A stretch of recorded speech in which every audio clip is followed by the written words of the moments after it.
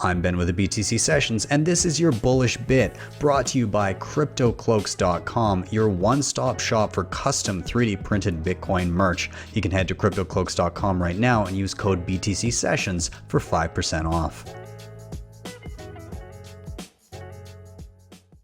I mean, I'm a big believer in the idea that the US is bound to adopt Bitcoin as a reserve asset. And because of the Triffin's dilemma, the US has been increasing the debt of the country for so long that the US has no other option.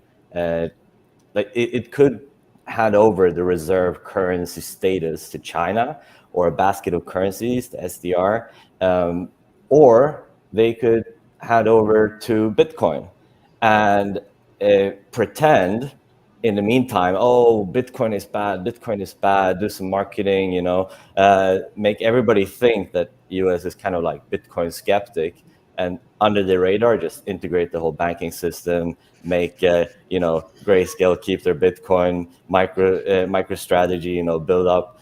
So there's like a reserve within the country, and basically make all consumers buy Bitcoin and have easy access to Bitcoin, do remittances in Bitcoin, and pretending the US is not driving it and preparing the rug pull of all times.